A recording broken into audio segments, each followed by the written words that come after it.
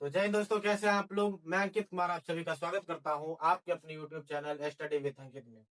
तो देखिए दोस्तों, मैं आशा करता हूं कि आप लोग जो अपनी पढ़ाई है जारी रखे होंगे और अपनी पढ़ाई जो बिहार बोर्ड की जो पढ़ाई है आप लोग अच्छी तरह से कर रहे होंगे। उम्मीद तो करते हैं, लेकिन करते होंगे कि नहीं करते होंगे ये तो हमको पता नहीं है ना है।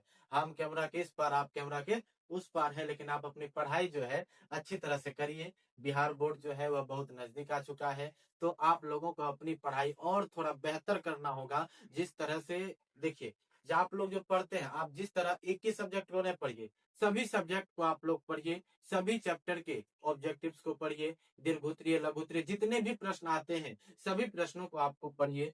देखिए, अभी हम लोग ऑब्जेक्टिव पढ़ते हैं, तो इसके बाद जब लास्ट आएगा तो आपको हम जितने भी हिंदी में जितने भी प्रश्न है बिहार बोर्ड के द्वारा पूछा गया वो आपको हम हल करवा देंगे। लेकिन आप लोग तैयारी करते रहिएगा अपना, ये नहीं कि आप लोग अपनी तैयारी छोड़ करके, मतलब कोई कहा रे दोस्त चल घूमे ले तो घूमने के लिए नहीं चल जाइएगा, ऐसा नहीं करिएगा।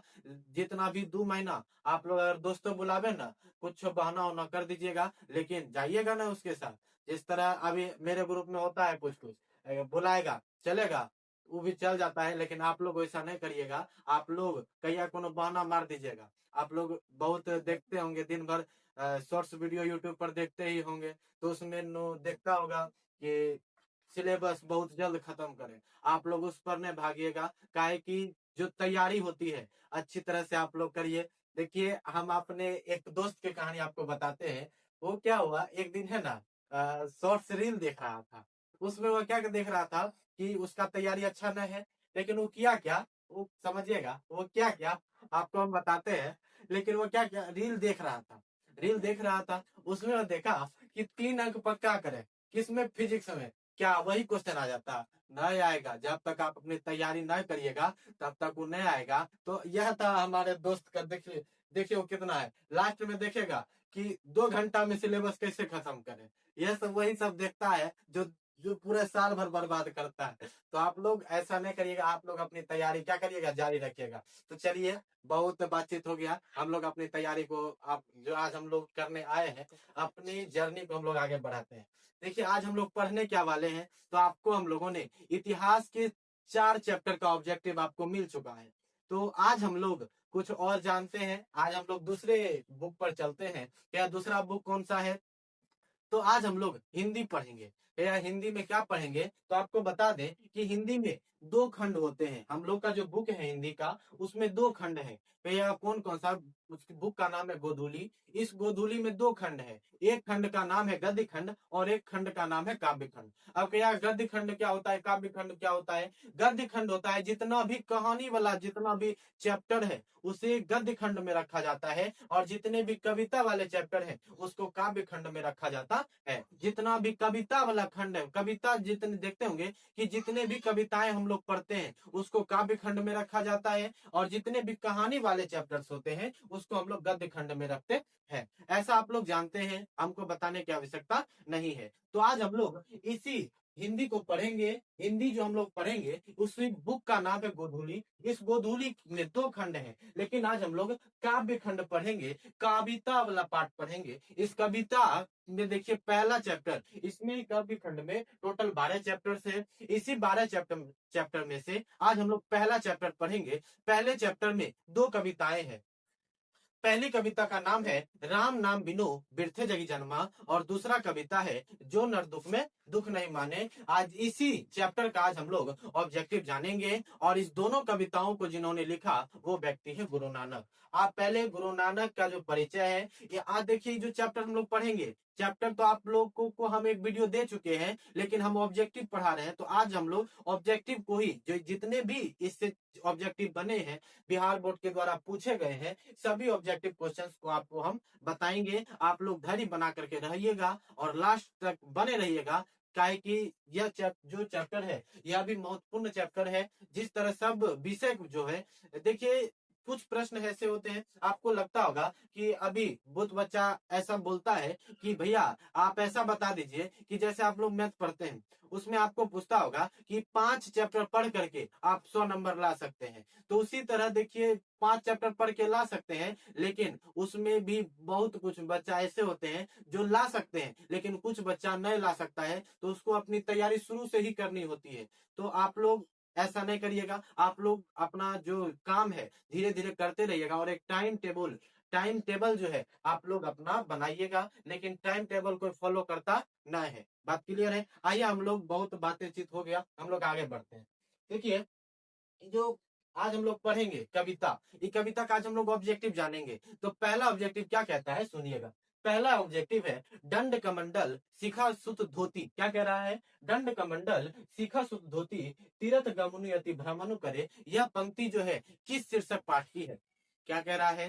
पहला है कि दंड कमंडल शिखा सुत धोती तीरथ गमनी अति भ्रमणु करे। यह पंक्ति जो है वो किस शीर्षक पाठ की है? देखिए, इस पर एक सवाल भी आपसे पूछता है। क्या सवाल पूछता है? दीर्घ उत्तरीय में, जी सॉरी, हाँ, दीर्घ उत्तरीय में पूछता है। तो आपसे क्या प्रश्न पूछेगा कि नाम कीर्तन के आगे कभी किन किन व्यर्थता को सिद्ध करते हैं? तो वही सिद्ध करता है, दंड कमंडल जो रखते हैं वह सिद्ध करता है। शिखा सुत धोती, शिखा बढ़ा लेते हैं, धोती पहन लेते हैं, कमंडल हाथ में ले लेते हैं, और बहुत सारे चीज लेते हैं। तो वही कह रहा है कि दंड कमंडल शिखा सुत धोती तीर्थ गमनु अति भ्रमणु करे। यह पंक्ति जो है किस शीर्षक पाठ की है? तो अभी हम लोग कौन पाठ पढ़ रहे हैं? गुरु नानक का जो जो हम लोग पढ़ रहे हैं, गुरु नानक की जो कविता है, उनके लेखक है गुरु नानक। इसमें दो कविताएं हैं। पहली कविता है राम नाम बिनु बिरथे जग जन्मा, और दूसरा कविता है जो नर दुख में दुख नहीं माने। यह जो पंक्ति है वह राम नाम बिनु बिरथे जग जन्मा से लिया गया है। बात क्लियर है? आगे बढ़े। आइए, दूसरा है कि गुरु नानक ने किस पद में राम नाम के कीर्तन पर बल दिया है? गुरु नानक जो है वह कह रहा है कि किस पद पर, दो पद है, एक पद बताए ऊपर है और एक पद नीचे। एक पद है राम नाम बिनु बिरथि जग जन्मा, और दूसरा पद है जो नर दुख में दुख नहीं माने। यह दोनों पद में जो गुरु नानक है यह अलग अलग चीजों को बताए हैं, लेकिन गुरु नानक जो थे वह किस पद में राम नाम के कीर्तन पर बल दिए हैं? तो प्रथम पद में, मतलब राम नाम बिनु बिरथे जग जन्मा जिनका प्रथम पद है, उन्हीं पर उन्होंने क्या दिया था? बल दिया था। आइए, तीसरा प्रश्न हम लोग देखते हैं कि गुरु ग्रंथ साहिब के लेखक कौन है?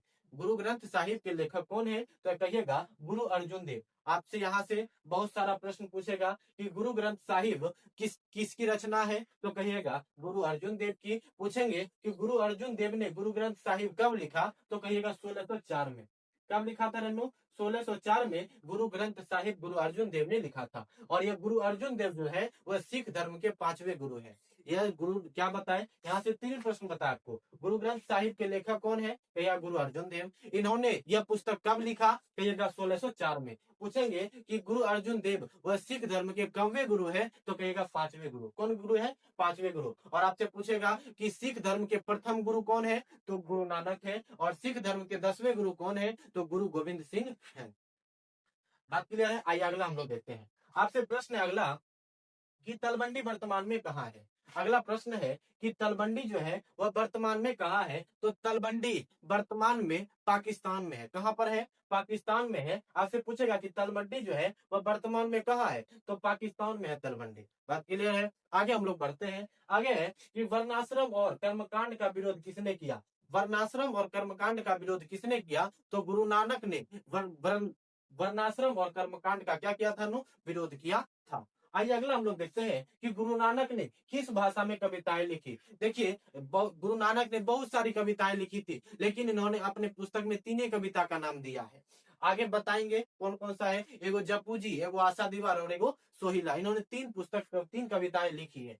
तो यह तीनों कविताएं हमारे बुक में, लेकिन बहुत सारी रचना इन्होंने किया था, लेकिन 3 पुस्तक का नाम बुक में दिया हुआ है।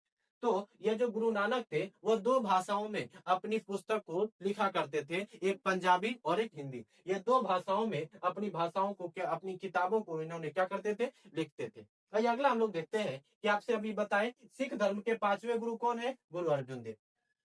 सिख धर्म के 5वें गुरु कौन है? गुरु अर्जुन देव। बात क्लियर है? आगे बढ़ते हैं। अगला है कि राम नाम के कीर्तन पर किसने जोर दिया था। देखिए राम नाम के कीर्तन पर गुरु नानक ने जोर दिया था। ये चैप्टर है हम लोग पढ़ रहे हैं राम नाम, तो इसी में गुरु नानक ने ही राम नाम के कीर्तन पर क्या दिया था नो, जोर दिया था। आइए अगला है कि किसके बिना प्राणी को मुक्ति नहीं मिलती है। देखिए अगर कोई व्यक्ति इस संसार में जन्म लेता है, अगर वह राम के नाम का जप न करता है या राम के नाम का जो जाप है वह न करता है, तो उसका इस संसार में जन्म लेना व्यर्थ है। यही कह रहा है कि किसके बिना प्राणी को मुक्ति नहीं मिलती है। अगर कोई व्यक्ति इस संसार में जन्म लिया है, अगर वह राम के नाम का जाप नहीं करता है, तो प्राणी को मुक्ति नहीं मिलती है। बात क्लियर है। आइए अगला देखते हैं कि किसके बिना इस संसार में जन्म लेना व्यर्थ है। यह जन्म लेना व्यर्थ है तो राम नाम के बिना। आपसे यहाँ से प्रश्न पूछेगा 2 नंबर में कि किसके बिना संसार में जन्म लेना व्यर्थ है, कहिएगा अगर कोई व्यक्ति संसार में जन्म लेता है, अगर वह राम के नाम का जाप नहीं करता है, तो उसका इस संसार में जन्म लेना क्या है, व्यर्थ है। आइए अगला देखते हैं हम लोग, जब पूंजी किसकी रचना है। जब पूंजी किसकी रचना है, तो गुरु नानक की।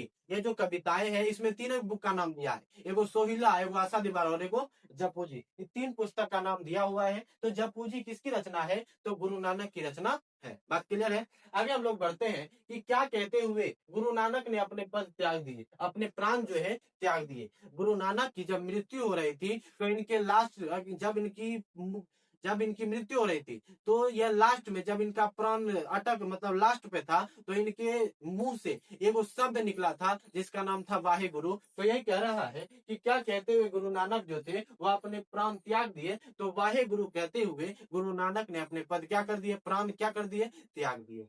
अगला कह रहा है कि गुरु नानक के रचनाओं का संग्रह किसने दिया था, तो गुरु नानक ने रचनाओं का संग्रह किसको दिया था, अर्जुन देव को। किसको दिया था, गुरु अर्जुन देव को। गुरु नानक के रचनाओं का संग्रह किसने दिया था, तो गुरु अर्जुन देव ने। और ये गुरु अर्जुन देव सिख धर्म के 5वें गुरु है। आइए अगला है कि रहिरास किसकी रचना है। अभी बताए 3 पुस्तक था, तो रहिरास किसकी रचना है, गुरु नानक की। रहिरास किसकी रचना है, तो गुरु नानक की है।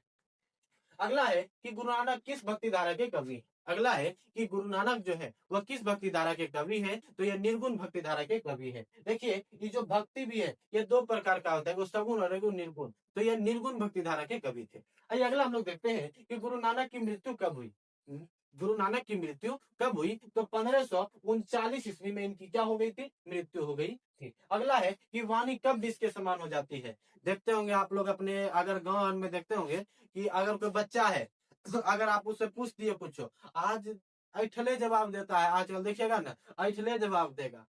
अगर कोनो बच्चा है, अगर घरों में कहिएगा ना, अगर प्यार से कहिएगा ना अपने भाई बहन को, तो आपका काम कर देगा। आप अगर जाइएगा आप घर में, दूध हाथ दीजिएगा अपने बड़े छोटे भाई को, कहे रे पानी लो नहीं देता, वो देखिएगा की बोलेगा आपको, कुछ नहीं टेर के चल जाएगा और बाद में बुराइयों करेगा। ये देखते रहिए, अपना ध्यान दीजिएगा। वही कह रहा है कि वाणी कब विष के समान हो जाती है, तो वाणी अगर कोई व्यक्ति अगर राम के नाम का जाप नहीं करता है, तो उसकी जो बोली है वो विष के समान हो जाती है। उसकी बोली क्या हो जाती है नो, विष के समान हो जाती है। आइए अगला हम लोग देखते हैं कि नानकाना साहब कहाँ अवस्थित है। नानकाना साहब कहाँ अवस्थित है, तो पाकिस्तान में। कहाँ पर है नो, पाकिस्तान में। ये जो नानकाना साहब है, ये गुरु नानक का जो जन्म हुआ था तलबंडी गांव में हुआ था। ये तलबंडी गांव में ही अभी जब इनका जन्म हुआ था उस समय उस गांव का नाम था तलबंडी, लेकिन अभी जो जिनका स्थान तलबंडी जो है स्थान है, उसका अभी वह उस नाम से प्रसिद्ध नहीं, अभी वह नानकाना साहब के नाम से प्रसिद्ध है। आइए हम लोग अगला देखते हैं कि गुरु नानक ने किन्हें सम्मान दिया था। गुरु नानक ने किन्हें सम्मान दिया था, तो स्त्रियों को उन्होंने क्या दिया था नो, सम्मान दिया था। वही प्रश्न है कि गुरु नानक ने किसे सम्मान दिया, तो स्त्रियों को उन्होंने क्या दिया था, सम्मान दिया था। अगला है कि जो नर दुख में दुख नहीं माने, यह किस लेखक की रचना है। कह रहा है कि जो नर जो पुरुष दुख में दुख को नहीं मानता है, यह किस लेखक की रचना है, तो गुरु नानक की। अगर कोई व्यक्ति अगर इस संसार में जन्म लिया है, अगर वह कंचन को मतलब सोना को मिट्टी समझता है, अगर अगर कोई उसे कुछ बोले, अगर उसे कुछ फर्क नहीं पड़ता है, तो वह व्यक्ति इस संसार में जो जन्म लिया है वह बहुत अच्छा है। क्या कह रहा है कि जो नर दुख में दुख नहीं माने, यह किस लेखक की रचना है, तो गुरु नानक की है। बात क्लियर है। आगे बढ़ते हैं हम लोग। आगे है कि गुरु नानक का कथन किस कवि के कथन से मिलता है। अगला प्रश्न है कि गुरु नानक का जो कथन है वह किस कवि के कथन से मिलता है, तो यह जो गुरु नानक है इनका कथन कबीर दास के कथन से मिलता है। बात क्लियर है। आगे हम लोग देखते हैं गुरु नानक का जन्म कब हुआ? प्रश्न है कि गुरु नानक का जो जन्म है वह कब हुआ? तो 1469 ईस्वी में इनका क्या हुआ था? जन्म हुआ था। कहाँ हुआ था? तो पाकिस्तान एगो देश है, देखते हैं ना पाकिस्तान, चिनते हैं ना? इसी पाकिस्तान देश में एगो शहर है लाहौर। इसी लाहौर शहर में एगो गांव है तलबंडी। इसी तलबंडी गांव में इनका जन्म हुआ था 1469 ईस्वी को। बात क्लियर है? आइए अगला हम लोग देखते हैं कि गुरु नानक का जन्म कहाँ हुआ था। अभी बताए पाकिस्तान में हुआ। पाकिस्तान के लाहौर शहर है एगो, इसी शहर में तलबंडी एगो गांव है। इसी तलबंडी में इनका क्या हुआ था? जन्म हुआ था। अगला है कि गुरु नानक के पिता का क्या नाम था? गुरु नानक के पिता का क्या नाम था? तो गुरु नानक के पिता का नाम था कालू चंद्र खत्री। इनके पिता का नाम क्या था? कालू चंद्र खत्री। बात क्लियर है? आगे बढ़ते। आगे है कि गुरु नानक की माता का क्या नाम था? इनकी माता का नाम था तृप्ता। पिता का नाम था कालू चंद्र खत्री और इनकी माता का नाम क्या था? तृप्ता। जब देखिए यहाँ तक आप लोगों ने देखा, देखिए जब एक वो कहानी आपको सुनाते हैं यही गुरु नानक के बारे में। कहानी क्या है कि एक बार इनको क्या हुआ, इनके पिताजी ने इनको रुपया दिया, कहा कि जाओ बाजार जाओ, कुछ ऐसी चीज मतलब कोई ऐसा सामान खरीद के लाओ जो ना कभी सड़ता हो। अब तो गुरु नानक गए बाजार। जब वह बाजार गए तो उनको कुछ ऐसा सामान नहीं मिला जो न सड़ता हो, सब सड़ता था। लेकिन जब वह हार, जब वो पूरा खोज लिए, जब इनको कुछ नहीं मिला, तब वह हार थक करके घर आने लगे। जब ये घर आने लगे तो इनको रास्ते में कुछ ऋषि सब मिले जो बहुत भूखे थे। तो गुरु नानक के मन में आया कि पिताजी ने कहा कि कुछ ऐसा चीज खरीद के लाओ जो कभी सड़ता ना हो। तो गुरु नानक ने, जो इनके पिताजी ने उनको पैसा दिया था, वह उसी पैसा से उन सभी जो ऋषि थे उनको भोजन करा दिया। जब वो भोजन कराया, तब भोजन जब कराया ना तो वह घर गए भोजन करा करके। तो वह घर गए तो इनके पिताजी ने इनसे पूछा, क्या तुम ऐसा क्या चीज खरीद के लाए हो जो कभी नहीं सड़ता हो? तो गुरु नानक अपने पिताजी से कहते हैं, क्या कहते हैं कि मैं दिन भर गया खोजा, हमको कुछ ऐसा चीजें नहीं मिला जो नहीं सड़ता हो।